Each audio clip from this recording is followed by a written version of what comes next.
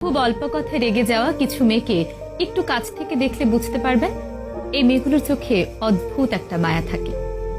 রাগ হলো মেয়েদের জীবনে একটা অভিশাপের মতো।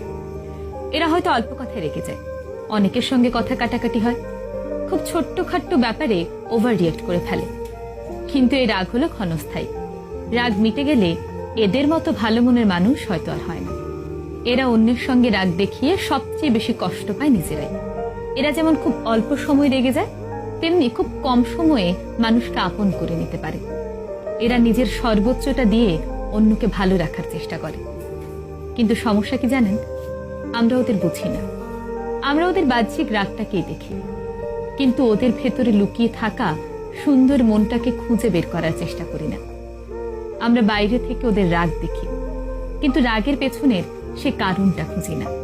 হ্যাঁ, ওরা একটু বদমেজাজি, কিন্তু খুব শান্ত হয়ে যদি ওদের লক্ষ্য করেন তাহলে বুঝবেন ওদের মনটা অনেকটা ফাঁকা মাঠের মতো, যেখানে অনেকে এসে স্বস্তির নিঃশ্বাস ফেলতে পারে।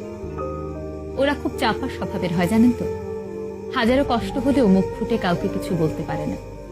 ওদের সেই কষ্টগুলো তাই দিনে দিনে জমতে জমতে পাহাড় সমান হয়।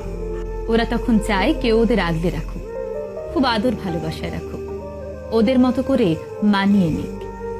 ওদের দেখলে মনে হবে ওরা খুব সুখে আছে, ঠোঁটের কোণে এক চিলতে হাসি সবসময় লেগেই থাকে। কিন্তু জানেন তো, মনের মধ্যে একটা না বলা কথার যন্ত্রণা থেকেই যায়। ওদের যদি একটু কাছ থেকে ভালোবেসে দেখেন তাহলে দেখবেন ওরা পৃথিবীর সমস্ত সুখ আপনার নামে লিখে দেবে। ওই যে বললাম, রাগ হলো মেয়েদের জীবনে একটা অভিশাপের মতো। তাদের না বলা কষ্টগুলো জমতে জমতে রাগে পরিণত হয়, তারপর শুরু হয় ঝগড়া, অশান্তি। দিন শেষে সব দোষ সে মেয়েটারই হয়।